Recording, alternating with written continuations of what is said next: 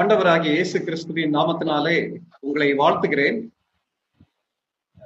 நம்ம இந்த வாரமும் வேத ஆராய்ச்சிக்காக கூடி வருவதற்கு தேவன் அளித்த வாய்ப்புக்காக தேவனுக்கு அதிகமாக நன்றி செலுத்துகிறேன். உங்களுடைய ஆர்வத்தையும் நான் அதிகமா பாராட்டுறேன். நம்ம படிக்கிற காரியங்கள் தொடர்ந்து நம்முடைய வாழ்க்கைக்கு பிரயோஜனமா இருக்கணும்ன்றதுக்காக நம்ம ஜெபிக்க வேண்டியது மிக மிக முக்கியம். ஆபிரகாமுடைய வாழ்க்கையில அநேக காரியங்களை படித்து கொண்டு வரோம். முக்கியமாக ஆபிரகாமுடைய விசுவாச வாழ்க்கையுடைய உச்சகட்டம் ஆதியாகமம் 22வது அதிகாரத்துல நம்ம பார்க்கிறோம். ஆதியாகமம் 22வது அதிகாரம் முதல் 19 வசனங்களுக்கு நம்ம கொடுக்கக்கூடிய தலைப்பு சோதனையும் சாதனையும். சோதனையும் சாதனையும். தேவன் சோதிப்பாரா, தேவன் சோதிப்பார் என்பதை நம்ம அதுல பார்த்தோம். சோதனை, டெஸ்ட், தேவன் அனுமதித்த சோதனை. அந்த சோதனைன்ற தலைப்புக்கு கீழே பார்க்கும்போது சோதிக்கிற ஆண்டவர். இது பாவத்திற்கான சோதனை அல்ல, தேவனுடைய பரீட்சை. பாவத்துக்கான சோதனை பிசாசு அனுமதிக்கிறான், ஆனால் நம்முடைய விசுவாசத்தை சோதிப்பது தேவனுடைய பரீட்சை. அதே நேரத்துல நம்மை புரிந்து கொள்ளக்கூடிய ஆண்டவர். சோதிக்கிற ஆண்டவர், புரிந்து கொள்ளக்கூடிய ஆண்டவர். மூன்றாவது, புரிந்து கொள்ள முடியாத சோதனை. ஏன் இத்தனை வயதுல 100 வயதுல குழந்தையை கொடுத்து விட்டு 112 வயதுல ஆண்டவர் அந்த பிள்ளையை மறுபடியும் கேட்கிறார் என்பது ஆபிரகாமுக்கு புரிந்து கொள்ள முடியவில்லை. புரிந்து கொள்ள முடியாத ஒரு சோதனை. ஏன் இந்த சோதனையை தேவன் அனுமதிக்கிறார்? தேவனை நேசிப்பதற்கான சோதனை, அன்பிற்கான சோதனை இது. ஆழமான விசுவாசத்திற்கான சோதனை இது. அதே போல ஆபிரகாம் தேவன் என்ன சொன்னாலும் கீழ்ப்படிவதற்கு தயாராக இருக்கிறாரா என்பதை சோதிக்கக்கூடிய சோதனை இது. சரி, இன்றைக்கு நம்ம படிக்க போறது சாதனையை குறித்து படிக்க போறோம். சாதனைன்னு சொல்லும் போது ஆபிரகாம் சந்தித்த சோதனைகளை எவ்விதமாக மேற்கொண்டார் என்பது மிக மிக முக்கியம். நம்ம புரிந்து கொள்ள வேண்டிய காரியம் என்னன்னா, ஆண்டவரே என்னுடைய வாழ்க்கையில ஏன் சோதனைகளை அனுமதிக்கிறேன்னு சொல்லி கேட்டுக்கொண்டே இராதபடிக்கு அந்த சோதனைகளை நம்முடைய வாழ்க்கையிலே வெற்றி பெறும்போது அது நமக்கும் எதிர்கால தலைமுறைக்கும் சாதனையாக மாறிவிடுகிறது. இன்னைக்கு நம்ம கொஞ்சம் யோசித்து பார்க்கலாம். ஆபிரகாமுடைய வாழ்க்கையை படிக்கும் போது, ஆண்டவரே ஆபிரகாம் கடந்து போன மாதிரி என்னுடைய வாழ்க்கையில கடினமான பாதைகள் வழியாக நான் கடந்து செல்லும் போது ஆபிரகாம் சோதனையை சாதனையாக மாற்றின மாதிரி நாங்களும் மாற்ற எங்களுக்கு கிருபை தாரும் சொல்லி ஜெபிக்க வேண்டியது மிக மிக முக்கியம். சரி, ஆபிரகாமுடைய சாதனை அல்லது வெற்றி ஆஃப் ஆபிரகாம். சரி, இதுல ஒரு சில காரியங்களை பார்க்கலாம். ஆபிரகாமுக்கு இதான் முதலாக வந்த சோதனையா? இல்ல. ஆபிரகாம் பல சோதனைகளை ஏற்கனவே சந்தித்திருக்கிறார். இது வேதவசனம் கற்றுக் கொடுக்கக்கூடிய முக்கியமான ஒரு சத்தியம். ஆபிரகாம் அவருடைய வாழ்க்கையிலே சந்தித்த சோதனைகளை வாரன் வியாஸ்பி என்ற வேத அறிஞர் இவ்விதமாக பட்டியலிடுகிறார். என்னென்ன டெஸ்ட் எல்லாம் ஆண்டவர் வைத்தார்?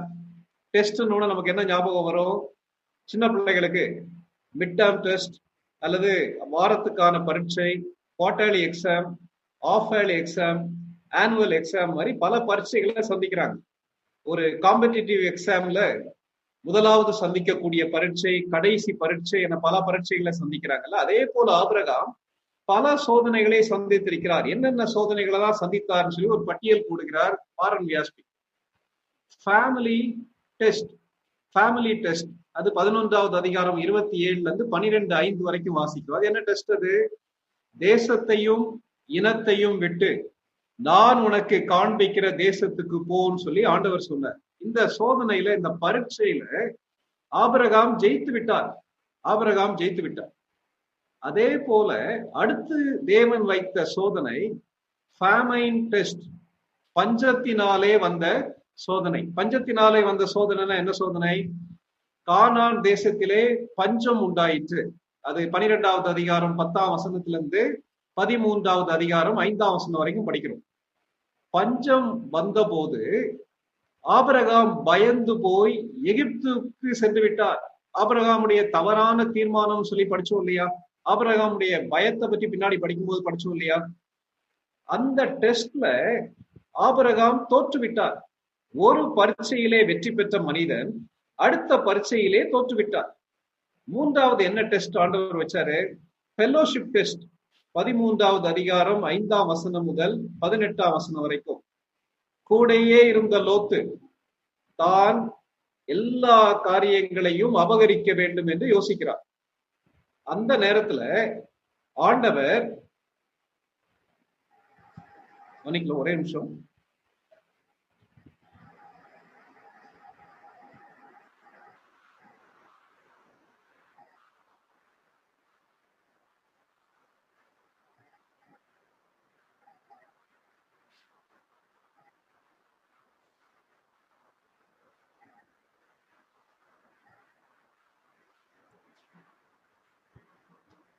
மன்னிக்கணும்.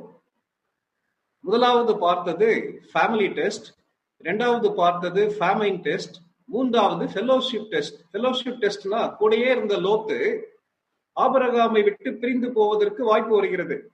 ஆனால் ஆபிரகாம் அவருக்கு முன்னுரிமையை கொடுத்து அவர் பிரிந்து செல்வதற்கு வாய்ப்பு கொடுக்கிறார். அது ஃபெல்லோஷிப் டெஸ்ட். அடுத்து ஃபைட் டெஸ்ட்னு சொல்லி எழுதுறார். 14வது அதிகாரம் 17ஆம் வசனம் முதல் 24ஆம் வசனம் வரைக்கும். 5 ராஜாக்கள் 4 ராஜாக்களோடு சண்டையிடுகிறார்கள். அதுல சோதோம் கொமோரோ ராஜா அவரோடு சேர்ந்தவர்கள் தோற்றுவிட்டார்கள். எதிரி ராஜாக்கள் அவர்களை கைப்பற்றி சென்று விடுகிறார்கள். சோதோமிலே இருந்த லோத்து அவருடைய குடும்பத்தார் பிணை கைதிகளாக கொண்டு போகப்படுறாங்க. ஆபிரகாமுக்கு ஒரு டெஸ்ட் வருது. என்ன டெஸ்ட்? தான் அதிகமாக நேசிக்கக்கூடிய தன்னுடைய சகோதரனுடைய மகனாகிய லோத்துடைய குடும்பத்தாரை மீட்பதற்காக சண்டை போட வேண்டிய சூழ்நிலை. ஆபிரகாம் 318 நபரோடு சென்று அந்த எதிரி ராஜாக்களை வெற்றி பெற்றார். அதிலே ஆபிரகாம் ஜெயித்து விட்டார். இன்னும் ஒரு டெஸ்ட் அதுல கொடுத்திருக்கார், நான் இதுல மிஸ் பண்ணிருக்கேன். Fortune test. ஃபார்ச்சூன் டெஸ்ட்னு சொல்லி சொல்லும் போது 14வது அதிகாரம் 17ஆம் வசனத்துல இருந்து 24ஆம் வசனம் வரைக்கும் வருது. ஃபைட் டெஸ்ட்ல முதல் வசனத்துல இருந்து 16ஆம் வசனம் வரைக்கும் வருது. ஃபார்ச்சூன் டெஸ்ட்னு சொல்லி சொல்லும் போது சோதோமுடைய ராஜா ஆபிரகாமை செல்வந்தனாக்குவதற்கு ஒரு டீல் பேசுறார். ஆனா அதுல ஆபிரகாம் இடம் கொடுக்கவில்லை. அவர் ஜெயித்து விட்டார். நம்ம ஏற்கனவே படித்த இந்த கடைசி டெஸ்டுக்கு முந்தின டெஸ்ட், 2 டெஸ்ட்னு சொல்லி பார்க்கும்போது, ஏற்கனவே படித்த கடைசி டெஸ்டுக்கு முந்தின டெஸ்ட்னு பார்க்கும்போது ஃபாதர்ஹுட் டெஸ்ட்.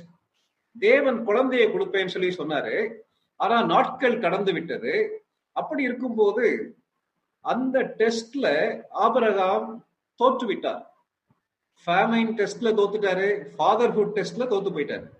கடைசியா 21வது அதிகாரம் ஃபேர்வெல் டெஸ்ட்னு சொல்லி எழுதுறாரு வாரன் வியாஸ்பி. யாரை அனுப்புவதற்கு தேவன் சொல்லுகிறார்? ஆகாரையும் இஸ்மவேலையும் அனுப்பிவிட சொல்லுகிறார். அதிலேயும் ஆபிரகாம் ஜெயித்து விட்டார்.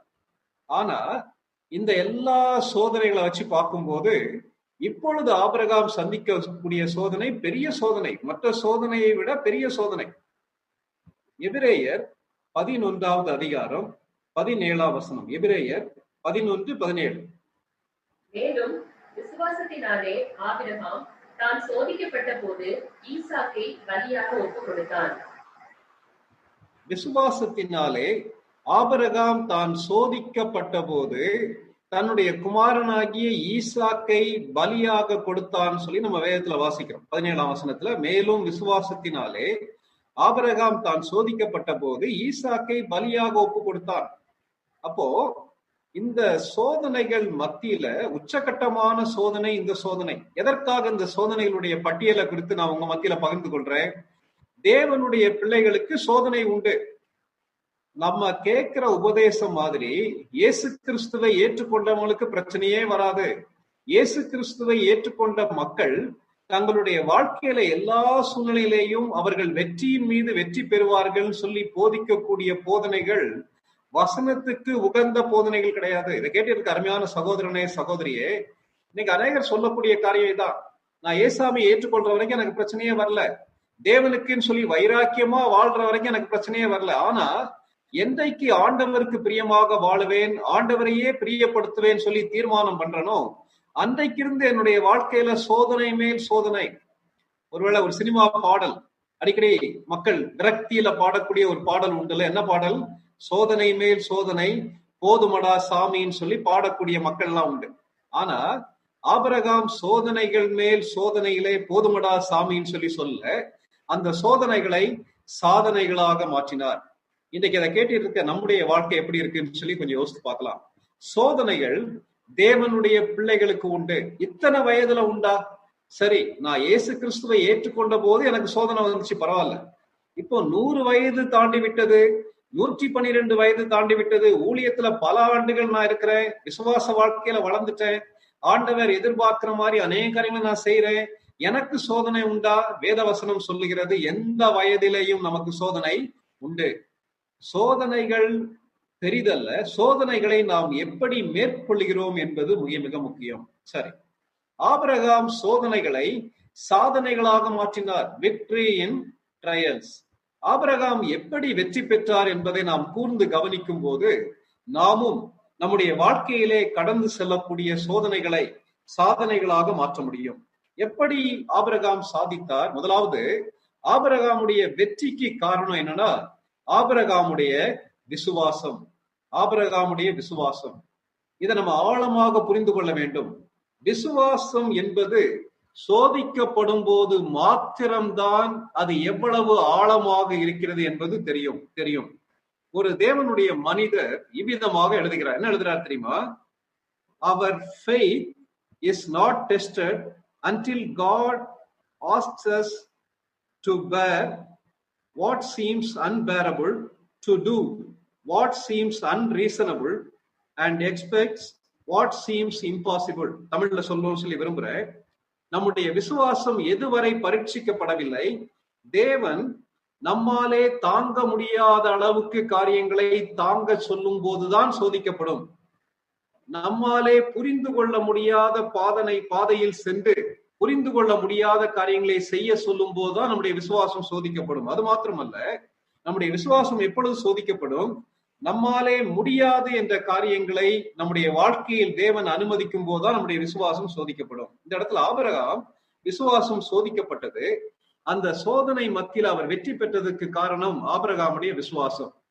ஆபிரகாமுடைய விசுவாசம் சொல்லும் போது ஆண்டவருடைய பேரை சொல்லி என்ன சொன்னாலும் அப்படியே அற்புதம் நடக்கும்னு சொல்லி சொல்வதல்ல, அல்லது அழுது கண்ணீரோட ஜெபம் பண்ணிட்டா எல்லாமே மாறிவிடும் சொல்லி இன்னைக்கு போதிக்கிறாங்கல்ல மக்கள், அப்படி இல்லை.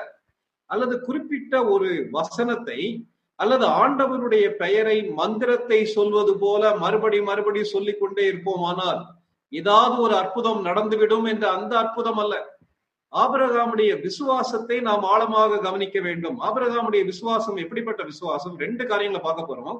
ஒன்று, ஆபிரகாம் தேவனுடைய வாக்குத்தத்தங்களை சார்ந்து கொண்டார். ஆபிரகாம் தேவனுடைய வாக்குத்தத்தங்களை சார்ந்து கொண்டார். வசனங்களை நம்ம வாசிக்கலாம். ஆதியாகமம் 22வது அதிகாரம் 2வது, 3வது, 5வது வசனங்கள். அப்பொழுது அவர், உன் புத்திரனும் உன் ஏக சுதனும் உன் நேசகுமாரனுமாகிய ஈசாக்கை நீ இப்பொழுது அழைத்துக் கொண்டு மோரியா தேசத்துக்கு போய் அங்கே நான் உனக்கு குறிக்கும் மலைகள் ஒன்றின் மேல் அவனை தகன பலியாக பலியிடு என்றார். ஆபிரகாம் அதிகாலையில் எழுந்து தன் கழுதையின் மேல் சேணம் கட்டி தன் வேலைக்காரரில் 2 பேரையும் தன் குமாரன் ஈசாக்கையும் கூட்டிக் கொண்டு தகன பலிக்கு கட்டைகளையும் பிளந்து கொண்டு தேவன் தனக்கு குறித்த இடத்திற்கு புறப்பட்டு போனான். அப்பொழுது ஆபிரகாம் தன் வேலைக்காரரை நோக்கி, நீங்கள் கழுதையை நிறுத்தி இங்கே காத்திருங்கள், நானும் பிள்ளையாண்டாலும் அவ்விடமெட்டும் போய் தொழுது கொண்டு உங்களிடத்துக்கு திரும்பி வருவோம் என்றார். Thank you sister. இந்த வசனங்களை படிக்கும் போது நமக்கு ஆச்சரியமா இருக்குல்ல. ஆண்டவர் என்ன சொல்லுகிறார்? ஆபிரகாமே, உன்னுடைய ஏக சுதன் உன்னுடைய நேசகுமாரனை அழைத்துக் கொண்டு மோரியா தேசத்துக்கு போ, அங்கே போய் நான் உனக்கு காண்பிக்கிற இடத்துல பலி கொடுன்னு சொல்ற. சொன்ன உடனே ஆபிரகாம் எல்லா ஆயத்தத்தையும் செய்துவிட்டு தன்னுடைய வேலைக்காரரை கூட்டிக் கொண்டு செல்கிறார்.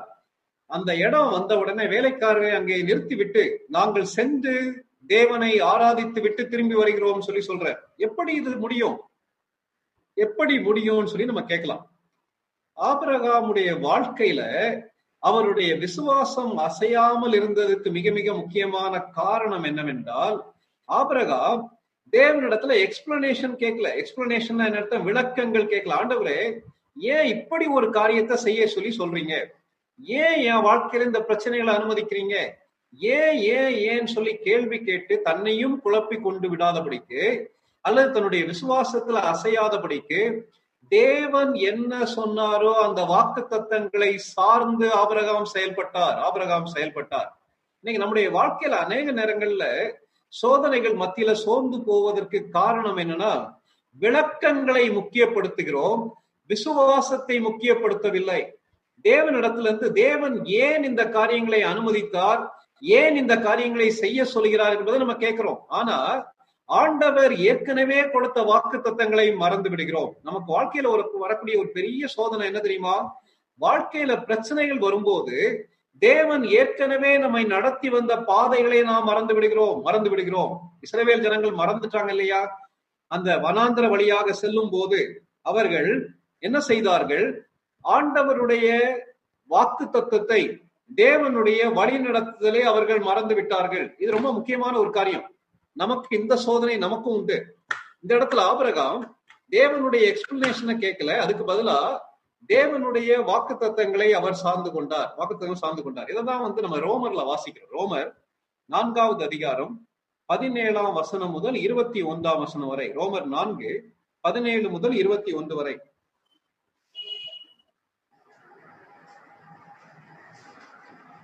அநேக ஜாதிகளுக்கு உன்னை தகப்பனாக ஏற்படுத்தினேன் என்று எழுதியிருக்கிறபடி, அவன் தான் விசுவாசித்தவருமாய் மரித்தோரை உயிர்ப்பித்து இல்லாதவைகளை இருக்கிறவைகளை போல் அழைக்கிறவருமாய் இருக்கிற தேவனுக்கு முன்பாக நம் எல்லாருக்கும் தகப்பனானான்.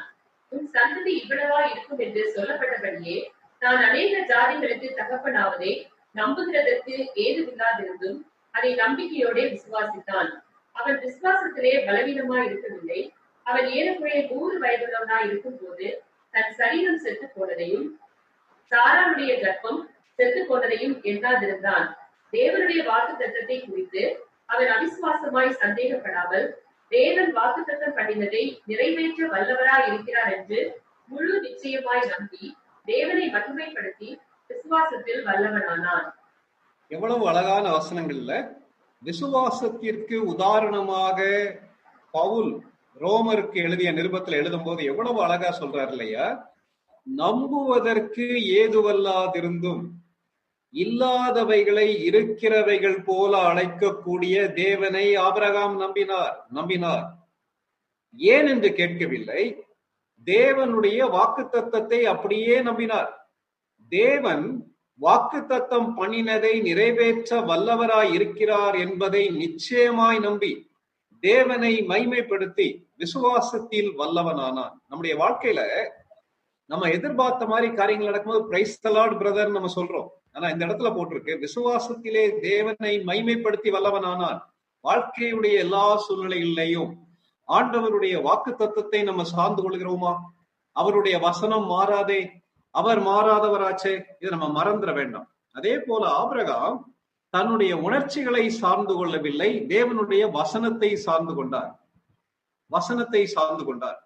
ஒருவேளை ஈசாக்க கொண்டு போய் பலி கொடுக்க போறது ஒரு தகப்பனுக்கு பயங்கர வேதனையான ஒரு காரியம் தான். இப்படி ஒரு காரியத்தை ஆண்டவர் செய்ய சொல்றாரேன்னு சொல்லி தன்னுடைய உணர்ச்சிகளை அவர் முக்கியப்படுத்தவில்லை. அதற்கு பதிலாக தேவனுடைய வார்த்தையை நம்பி தனியாக சென்று, கூட சாரா இல்ல, கூட வேலைக்காரங்க இல்ல, ஆண்டவருடைய வார்த்தைக்கு அப்படியே அவர் கீழ்ப்படுகிறார். அதே போல ஆபிரகாம் எவ்வளவு தூரம் பயணம் பண்ணார்ன்றத பார்க்கலாம், இந்த மேப்ல பார்க்கலாம்.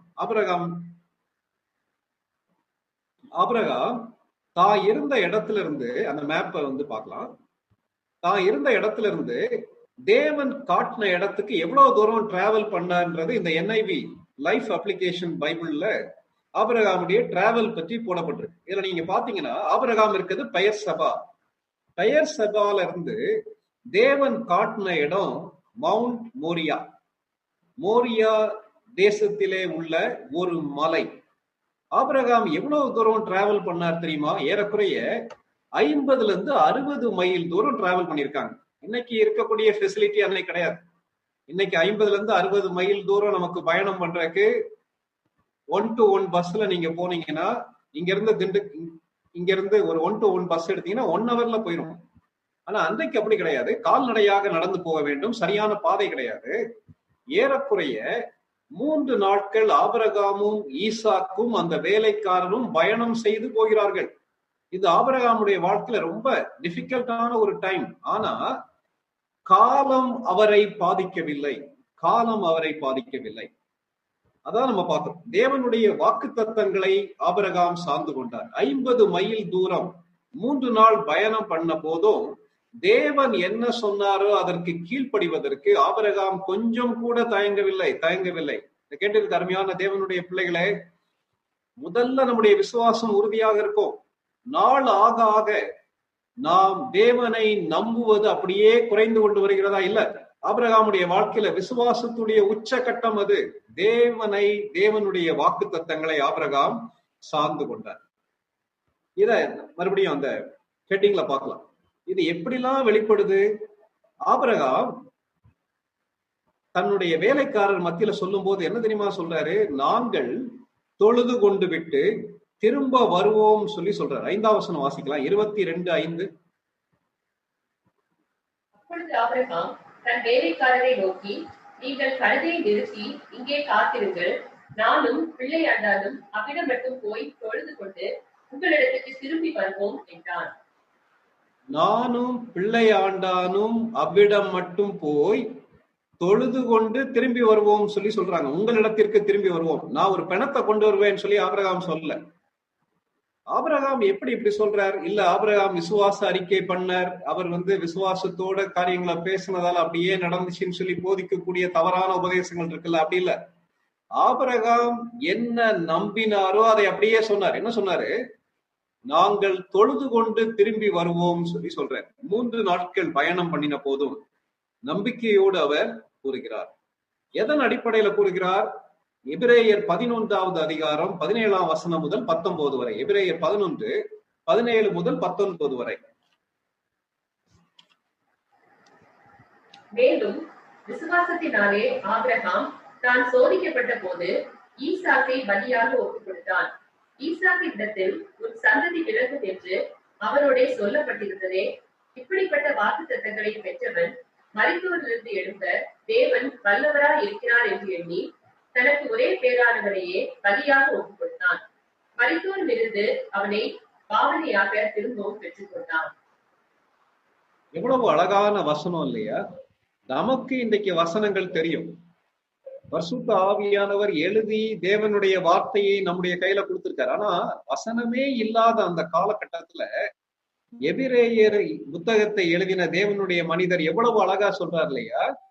ஈசாக்கினிடத்தில் உன் சந்ததி விளங்கும் என்று அவனோடு சொல்லப்பட்ட இப்படிப்பட்ட வாக்குத்தத்தங்களை பெற்றவன் தேவன் மரித்தோரிலிருந்து ஈசாக்கு எழுப்ப வல்லவர் என்று எண்ணி தனக்கு ஒரே பேரானவனையே பலியாக ஒப்பு கொடுத்தான்னு சொல்லி வேதத்துல வாசிக்கும்.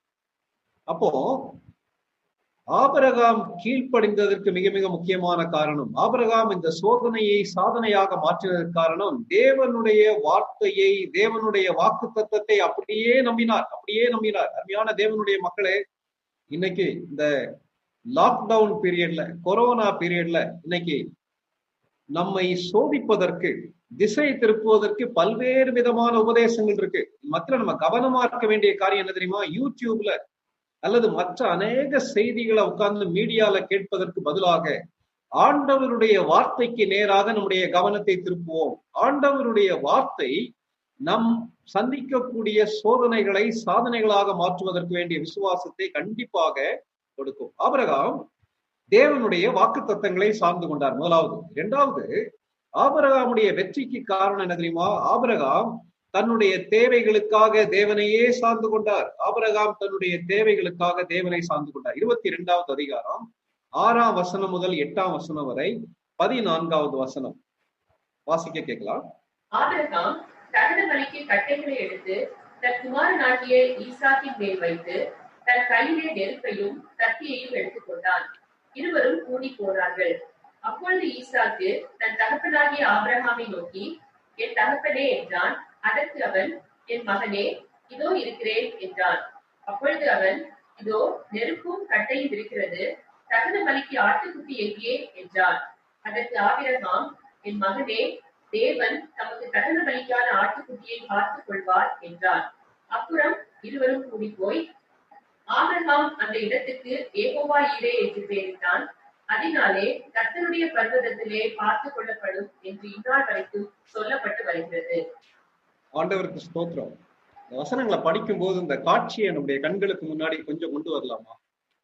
ஈசாக்கு சிறுவன் அல்ல, 12 வயது நிரம்பின ஒரு சிறுவன், ஒரு டீனேஜர்னு சொல்லி வச்சுக்கலாம். டீனேஜ் பருவத்துக்குள்ள நுழையக்கூடிய ஒரு பையன். அவனை கூட்டிக்கிட்டே போறாரு. 2 வேலைக்காரங்க போறாங்க. வேலைக்காரங்க போகும்போது குறிப்பிட்ட இடம், தேவன் காட்டின இடத்தை ஆபிரகாம் கண்டார். கண்ட உடனே என்ன செய்யறாருன்னா, வேலைக்காரங்களை அங்கேயே நிறுத்திடுறாரு. அந்த கட்டைகளெல்லாம் கட்டி, இதுவரை வேலைக்காரர் சுமந்து கொண்டு வந்த கட்டைகளை தூக்கி தன்னுடைய மகன் மீது வைக்கிறார். வச்சு கத்தியை எடுத்துக்கிறாரு, நெருப்பு எடுத்துக்கிறாரு. அவர்கள் பலியிட எந்த இடத்தை கர்த்தர் காட்டினாரோ அந்த இடத்துக்கு நேரா போறாங்க. போகும்போது ஆபிரகாமுடைய உள்ளத்துல எவ்வளவு வேதனை இருந்திருக்கும்ல, கொஞ்சம் யோசிச்சு பாருங்க. அவரும் ஒரு ஹியூமன் பீயிங் தான், ஏதோ ஒரு நார்மல் பீயிங் தான். அப்போ அப்படி வேதனையோடு அவர் போகும்போது மகன் ஒரு கேள்வி கேட்கிறான். என்ன கேட்கிறான் தெரியுமா? அப்பா, விறகு இருக்கிறது, கட்டை நெருப்பு இருக்கிறது, தகன பலிக்கு ஆட்டுக்குட்டி எங்கன்னு சொல்லி கேட்கிறார். கேட்ட உடனே ஆபிரகாமுடைய பதில் எவ்வளவு அழகான பதில் இல்லையா? தேவன் தமது தகன பலிக்கான ஆட்டுக்குட்டியை பார்த்துக் கொள்வார் என்றார். பார்த்துக் கொள்வார் என்றார். ஆண்டவர் பார்த்துக்கிறார்ப்பா, நீ கவலைப்படாதன்னு சொல்லி சொல்ற. தேவன் பார்த்துக் கொள்வார். God's provision. தன்னுடைய எல்லா தேவைகளுக்காகவும் தேவனையே சார்ந்து கொண்ட ஒரு மனிதன். வாழ்க்கையுடைய ஒவ்வொரு படியிலையும் இதை பார்க்கிறோம்ல. அப்படியே அந்த மலையில ஏறி போறாங்க. மகனை கட்டி, அந்த பலிபீடத்தை கட்டி அந்த கட்டைகள் மேல வைத்துட்டு மகனை வெட்டுவதற்காக கத்தி எடுக்கும் போது கர்த்தர் அதை தடுத்து நிறுத்துகிறார். தூரத்துல பாக்குறாரு, ஒரு ஆட்டுக்குட்டி இருக்கு. அந்த ஆட்டுக்குட்டியை எடுத்துட்டு ஆடை எடுத்து பலியாக செலுத்துகிறார். செலுத்திட்டு அந்த இடத்துக்கு என்ன பேர் வைக்கிறாரு தெரியுமா? யெகோவா ஈரே, ஜெகோவா ஜைரா, யெகோவா ஈரே என்று பெயரிட்டால் அந்த இடத்திற்கு, அந்த வார்த்தைக்கு என்ன அர்த்தம்? கர்த்தருடைய மலையிலே பார்த்து கொள்ளப்படும், கர்த்தருடைய பர்வதத்திலே பார்த்து கொள்ளப்படும். இது ஆபிரகாமுடைய விசுவாசம். நம்ம அழகா பாடல்லாம் பாடுறோம். யெகோவா ஈரே, தந்தையாம் தேவன் நீர் மாத்திரம் போதும் எல்லாம் பாடுறோம். ஆனா ஏன் அநேக நேரங்கள்ல தேவன் நம்முடைய தேவைகளை சந்திக்க மாட்டாரு? அப்படி ஒரு விசுவாசம் இருந்தாலும் நம்ம ஏன் அசைக்கப்படுறோம்? இந்த பகுதியை ஆழமாக கவனிக்க வேண்டியது மிக மிக முக்கியம். தேவன் பார்த்து கொள்வார், தேவன் தேவைகளை சந்திப்பார்ன்றது யெகோவா ஈரே என்ற வார்த்தைக்கு அர்த்தம்.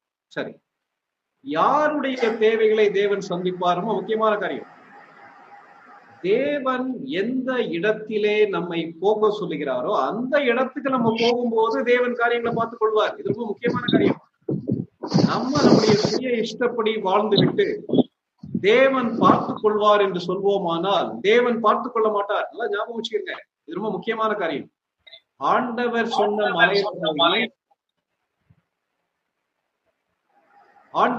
மலையில போய் அந்த இடத்துல இருக்கும்போது தேவன் காரியங்களை பார்த்துக் கொள்வார். தேவனுடைய இடத்துல, சரியான இடத்துல நம்ம இருக்கும்போது தேவன் பார்த்துக் கொள்வார். இரண்டாவது, எப்போது சரியான நேரத்திலே தேவன் நம்முடைய தேவைகளை சந்திப்பார். ரொம்ப முக்கியமான ஒரு காரியம். எபிரேயர் 4வது அதிகாரம் 16ஆம் வசனம். எபிரேயர் 4:16.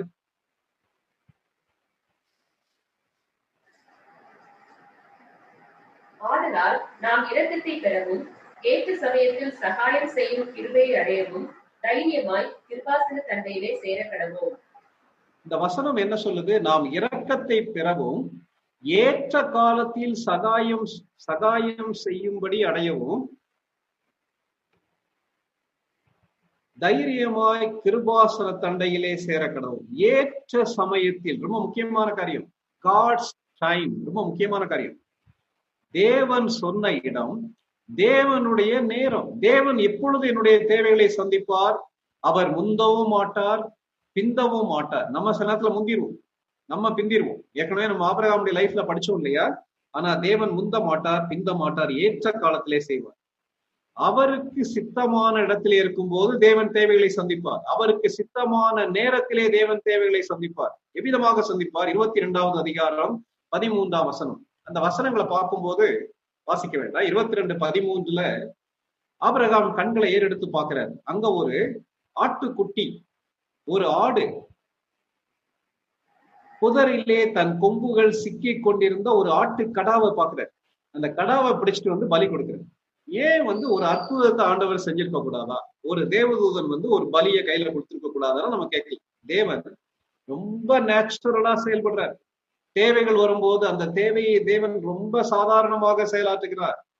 அவருடைய விதத்திலே தேவன் தேவைகளை சந்திக்கிறார். அவருடைய இடத்திலே சந்திக்கிறார், அவருடைய நேரத்திலே சந்திக்கிறார், அவருடைய விதத்திலே நேச்சுரலா சந்திக்கிறார். யாருக்கு சந்திக்கிறார்?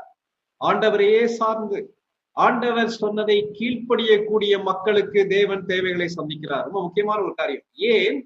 அவருடைய மகிமைக்காக காரியங்களை செய்கிறார். அந்த ஆட்டுக்குட்டியை எடுத்து தேவனுக்கு பலியாக செலுத்துகிறார். ஈசாக்கை கொண்டு போய் தேவனுக்கு பலியாக செலுத்த பார்த்தார். இன்னைக்கு நம்முடைய விசுவாசம் எப்படி இருக்கு கொஞ்சம் யோசித்து பார்க்கலாம்.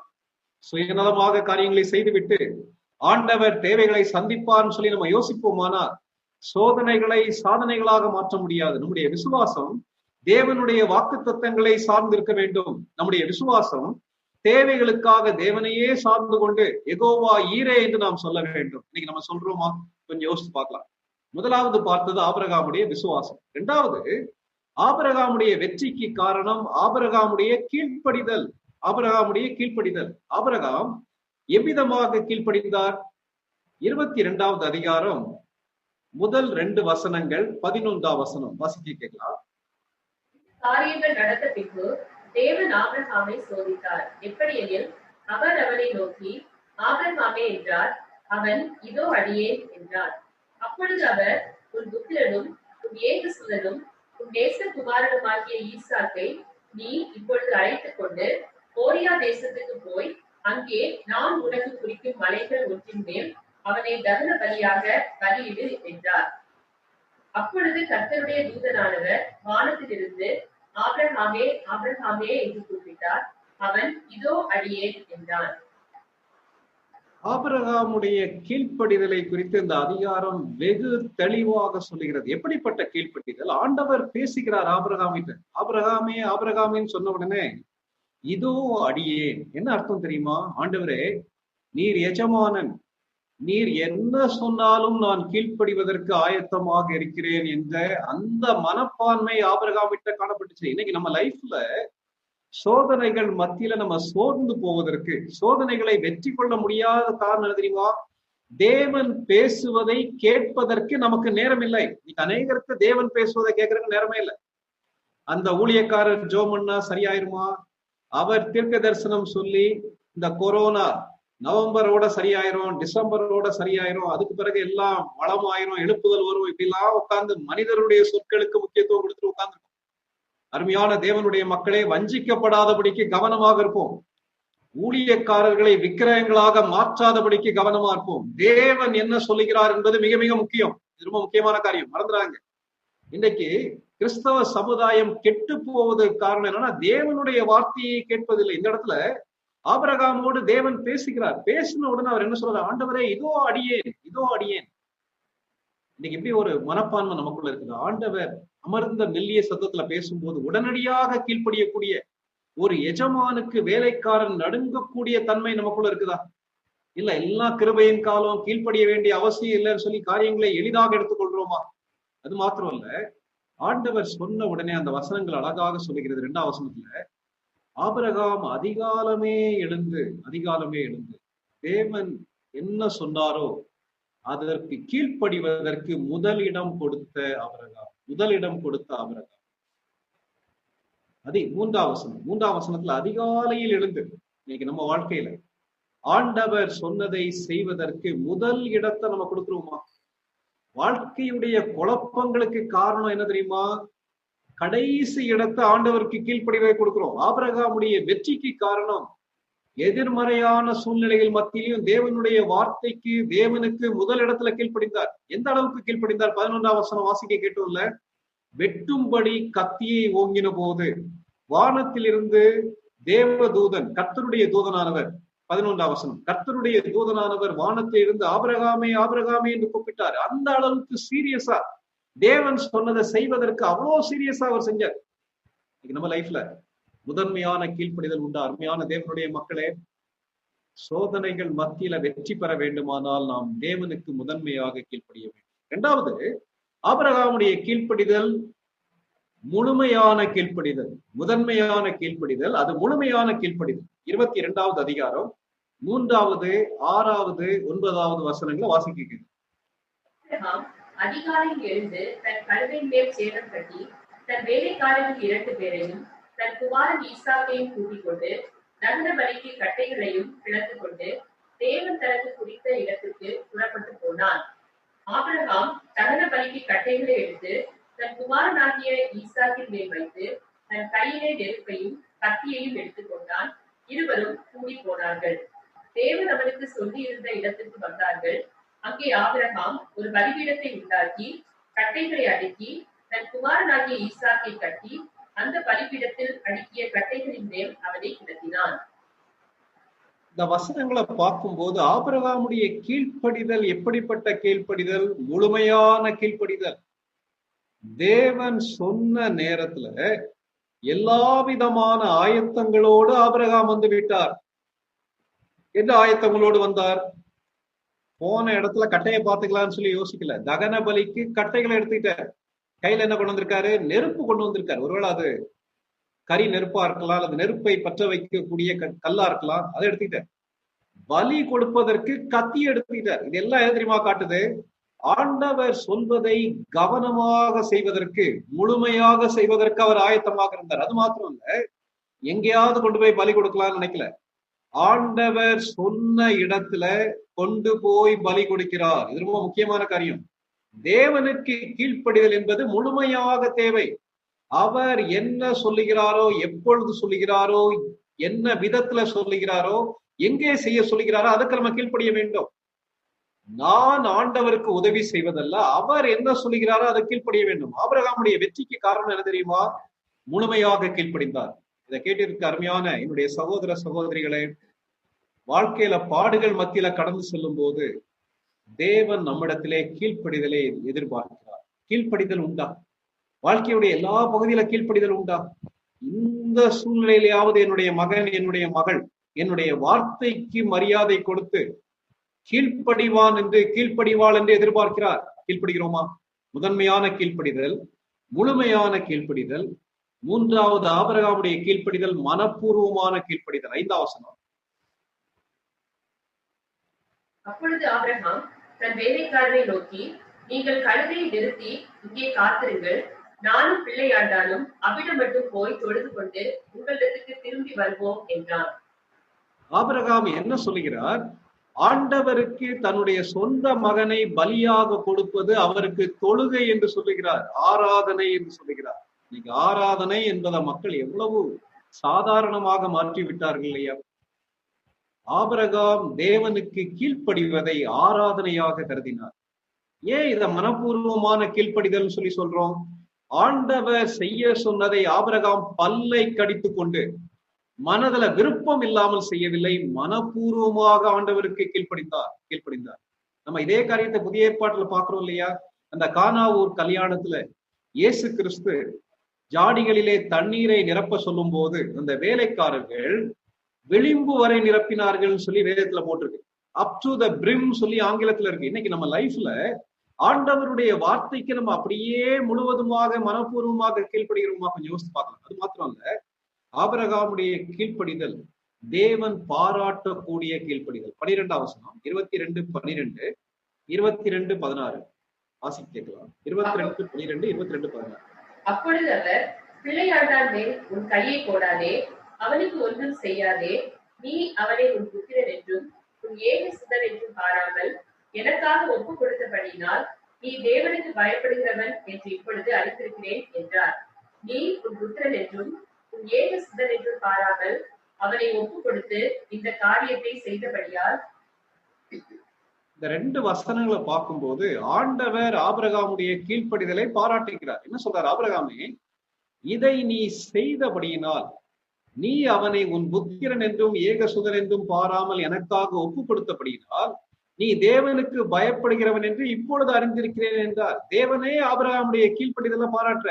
அந்த 2ஆம் வசனத்துல நம்ம வாசிக்க கேட்டதுலயும் நீ இதை செய்தபடியினால் 16ஆம் வசனத்துல இந்த காரியத்தை செய்தபடியினால் தேவன் ரெகக்னைஸ் பண்றாரு.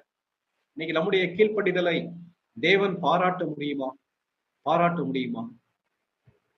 ஆபிரகாமுடைய கீழ்ப்படிதல் எங்கே என்று தெரியாத போதும், எப்போது என்று தெரியாத போதும், எப்படி என்று தெரியாத போதும், ஏன் என்று தெரியாத போதும் அவர் கீழ்ப்படிந்தார். நமக்கு தெரியும் இந்த சம்பவம் பரிசுத்த ஆவியானவர் மூலமாக வேத வசனத்துல எழுதப்பட்டிருக்கிறபடினால தேவன் ஆபிரகாமுக்கு அந்த மகனை பலியின்றி உயிரோடு கொடுப்பார் நமக்கு தெரியும். ஆனா ஆபிரகாமுக்கு தெரியாது எங்கன்னு தெரியாது. 3 நாள் பயணம் பண்ணி போறாங்க, ஆண்டவர் இடத்தை காட்டுறாரு.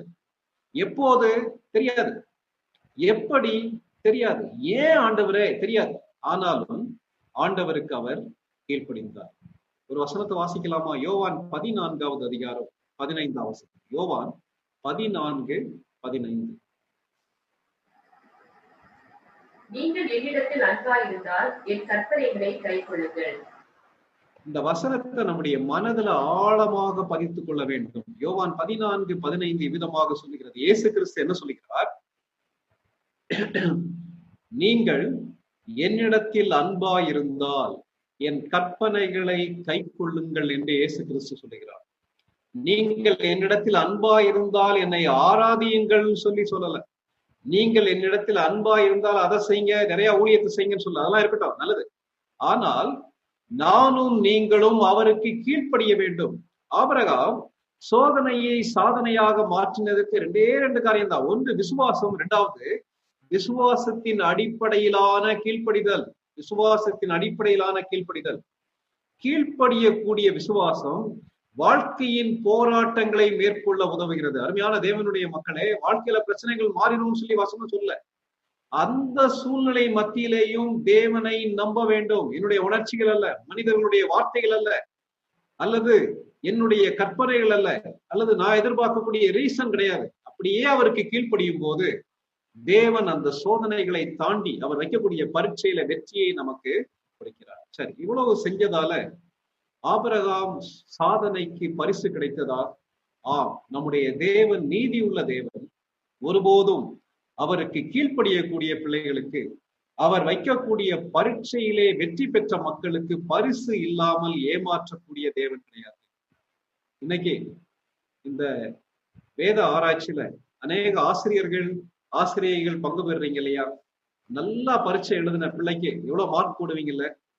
இவ்வளவு நல்லா எழுதியிருக்காளே, கண்டிப்பா 100க்கு 100 மார்க் போடலாம் சொல்லி அவங்களுக்கு நம்ம கொடுக்க வேண்டிய ரிவார்டை கொடுப்போம் இல்லையா?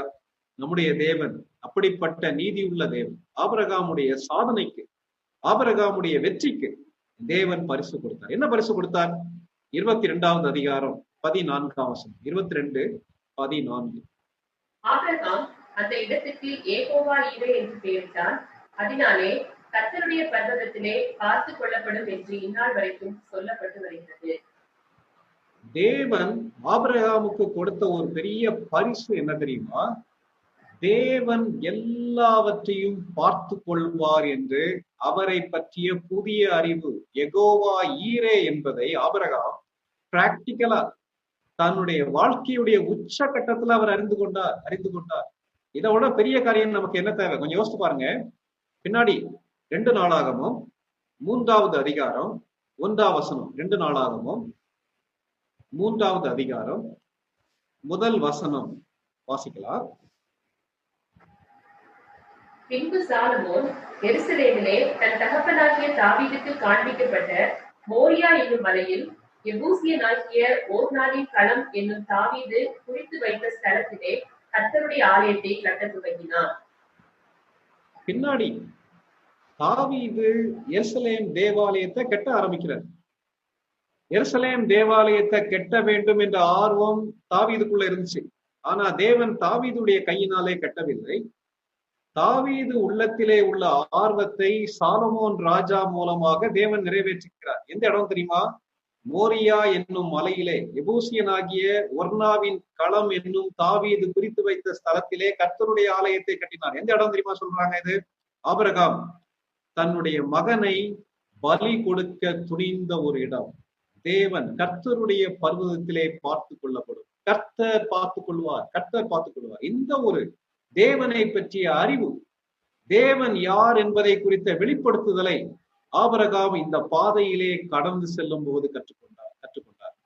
கேட்டிருக்க அருமையான தேவனுடைய மக்களே, வாழ்க்கையில தேவைகள் பிரச்சனைகள் வரும்போது, அந்த தேவைகள் பிரச்சனைகளை தாண்டி நம்ம நிற்கும் போது ஆண்டவர் எவ்வளவு ஆச்சரியமாக நம்மை தூக்கி எடுத்தார், எவ்வளவு ஆச்சரியமாக நம்மை தேற்றினார், எவ்வளவு ஆச்சரியமாக நமக்கு உதவி செய்தார், எவ்வளவு அருமையான தேவன் என்பதை அறிந்து கொள்றோம் இல்லையா? இதை விட பெரிய ஸ்லாக்கியம் நமக்கு என்ன தேவை? யோசித்து பார்க்கலாம். வாழ்க்கையில அந்த பரீட்சை வராவிட்டால், பரீட்சையிலே வெற்றி பெறாவிட்டால் நம்ம கற்றுக்கொள்ளவே முடியாது. கேட்டிருக்க அருமையான தேவனுடைய மக்களே, ஏன்றதை கேட்பதற்கு பதிலாக இந்த சூழ்நிலையில் ஆண்டவர் எவ்வளவு நல்லவர் என்பதை நாம் புரிந்து கொள்வோம்.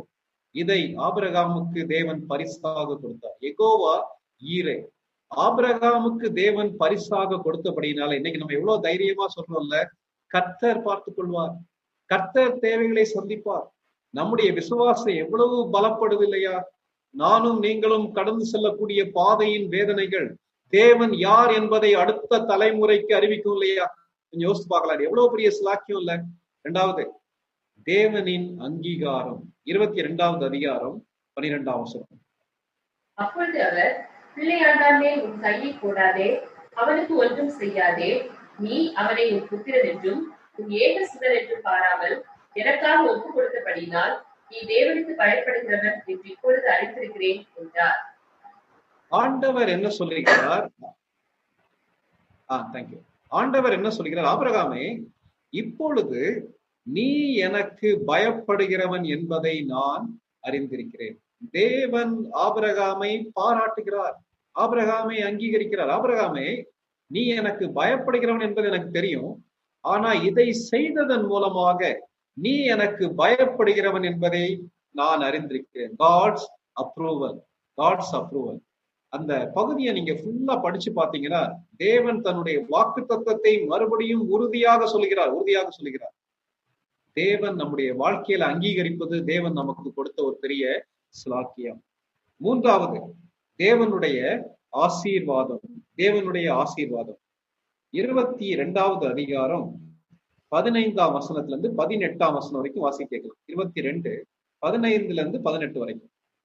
கர்த்தருடைய தூதனானவர் 2ஆம் தரம் வானத்திலிருந்து ஆபிரகாமை கூப்பிட்டு, நீ உன் புத்திரன் என்றும் உன் ஏக சுதன் என்றும் பாராமல் அவனை ஒப்பு கொடுத்து இந்த காரியத்தை செய்தபடியால் நான் உன்னை ஆசீர்வதிக்கவே ஆசீர்வதித்து உன் சந்ததியை வானத்து நட்சத்திரங்களைப் போலவும் கடற்கரை மணலை போலவும் பெருகவே பெருக பண்ணுவேன் என்றும் உன் சந்ததியார் தங்கள் சத்துருக்களின் வாசல்களை சுதந்திரித்துக் கொள்ளுவார்கள் என்றும் நீ என் சொல்லுக்கு கீழ்ப்படிந்தபடியினால் உன் சந்ததிக்குள் பூமியில் உள்ள சகல ஜாதிகளும் ஆசீர்வதிக்கப்படும் என்றும் என் பேரில் ஆணையிட்டேன் என்று கர்த்தர் சொல்லுகிறார் என்றார்.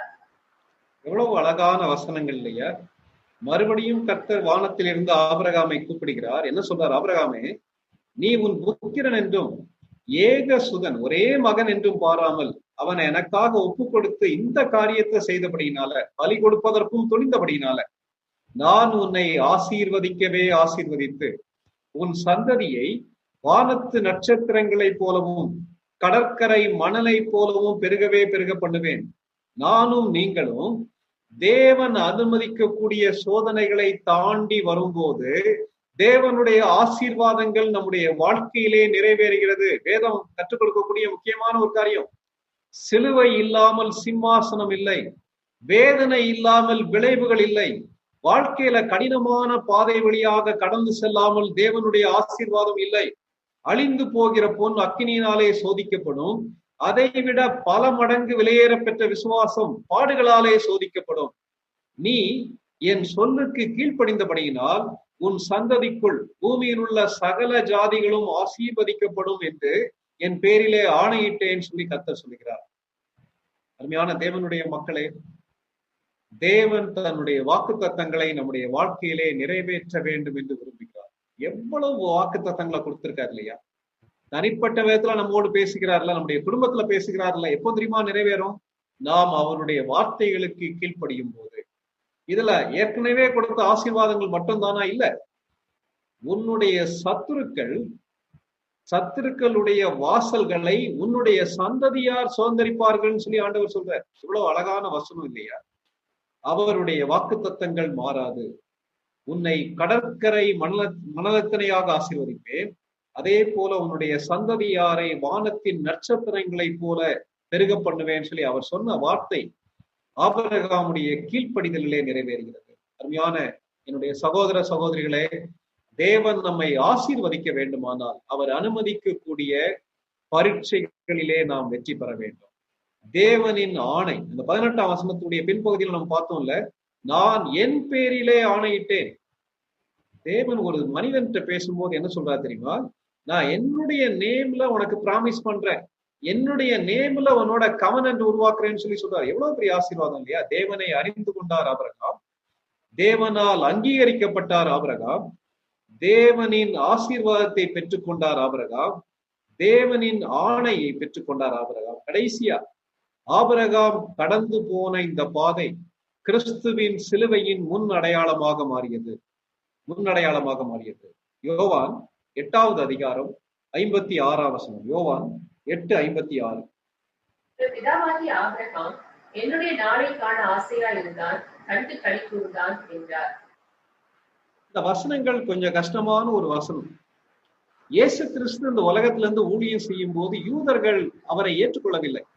ஆனா இயேசு கிறிஸ்து என்ன சொல்றாருன்னா, ஆபிரகாமுக்கு முன்னாடியே இருக்கேன்னு சொல்லிட்டு என்ன சொல்றாருன்னா, இந்த நம்ம வாசிக்க கேட்ட 8வது அதிகாரம் 55ஆம் வசனம் நீங்க கொஞ்சம் கவனிச்சீங்கன்னா, நீங்கள் அவரை அறியவில்லை, நான் அவரை அறிந்திருக்கிறேன், அவரை அறியேன் என்று சொல்வேனாகில் உங்களைப் போலும் நானும் பொய்யனாயிருப்பேன். அவரை நான் அறிந்து அவருடைய வார்த்தையை கை கொண்டிருக்கிறேன்னு சொல்லி பிதாவை பற்றி இயேசு கிறிஸ்து சொல்லிட்டு என்ன சொல்றாருன்னா, உங்கள் பிதாவாகிய ஆபிரகாம். இந்த இடத்துல இயேசு கிறிஸ்து தன்னுடைய பிதான்னு சொல்லி சொல்வது பிதாவாகிய தேவனை சொல்றார். ஆனா அவர்கள் தங்களுடைய பிதான்னு சொல்லி சொல்றது ஆபிரகாம சொல்றாங்க. அப்போ ஆண்டவர் ஒரு வார்த்தையை சொல்றார், இயேசு கிறிஸ்து, உங்கள் பிதாவாகிய ஆபிரகாம் என்னுடைய நாளை காண ஆசையா இருந்தான். ஆபிரகாம் மேசியா கல்வாரி சிலுவையில் ஜீவனை கொடுப்பதை காண, உயிர்த்தெழுதலை காண ஆசையா இருந்தான், கண்டு களி கூர்ந்தான் என்றார். எப்படி இது நடக்கும்? பல 1000 ஆண்டுகளுக்கு பின்பாக இயேசு கிறிஸ்து இந்த உலகத்துல வர, ஏறக்குறைய 5000 ஆண்டுகள் தாண்டி போயிடுச்சு. இயேசு கிறிஸ்துடைய மரணத்தை, இயேசு கிறிஸ்துடைய உயிர்த்தெழுதலை ஆபிரகாம் கண்டு களி கூர்ந்தான்னு சொல்லி இயேசு கிறிஸ்து சொல்றாரு. இது எப்படி நடக்கும்? இந்த வசனங்களுக்கு பதில் ஆதியாகமம் 22வது அதிகாரத்துல இருக்கு. என்ன நடக்குது? ஆபிரகாம் தன்னுடைய ஒரே மகனை பலியாக பலிபீடத்திலே கிடத்துகிறார். ஆனா அந்த பலியை ஆண்டவர் அங்கீகரிக்கல. அதற்கு பதிலாக ஒரு ஆட்டு கடாவை பலி செலுத்துகிறார். இது எதற்கு அடையாளமா வருது தெரியுமா? பின்னால நானும் நீங்களும் பாவிகளாக வாழும் போது நம்முடைய பாவத்துக்காக நம்ம அடைய வேண்டிய தண்டனையை நமக்கு பதிலாளாக இயேசு கிறிஸ்து கல்வாரி சிலுவையிலே கொடுத்தார். யோவான் ஸ்நானகன் இயேசு கிறிஸ்துவை அறிமுகப்படுத்தும் போது என்ன சொல்றாரு? இதோ உலகத்தின் பாவத்தை சுமந்து தீர்க்கிற தேவ ஆட்டுக்குட்டின்னு சொல்லி சொல்றாரு. இந்த இடத்துல ஆபிரகாம் தன்னுடைய மகனை பலிபீடத்துல கடத்தின உடனே ஆண்டவர் வேண்டாம் சொல்லி தடுத்துட்டார். ஆனா பிதா தன்னுடைய ஒரே பேரான குமாரனை கல்வாரி சிலுவையில ஜீவ பலியாக ஒப்பு கொடுக்கும் போது தடுக்கவில்லை, அவனை அப்படியே கொடுத்து விட்டார். கொடுத்து உலகத்தின் பாவத்துக்காக பலியாக செலுத்தினார். யெகோவா ஈரேவாக உலகத்தின் பாவத்தின் தேவையை சந்திப்பதற்காக இயேசு கிறிஸ்து தன்னையே பலியாக கொடுத்தார். இந்த சம்பவத்துடைய முன் அடையாளமாக இந்த பலிபீடத்தின் மீது ஆபிரகாம் தன்னுடைய மகனை பலி செலுத்துவதற்கு முயற்சி எடுக்கிறார். இந்த நாளை கண்டு களி கூர்ந்தார்னு சொல்லி ஆண்டவர் சொல்லுகிறார். ஒரு காரியத்தை மறந்துட வேண்டாம் அருமையான என்னுடைய சகோதர சகோதரிகளே.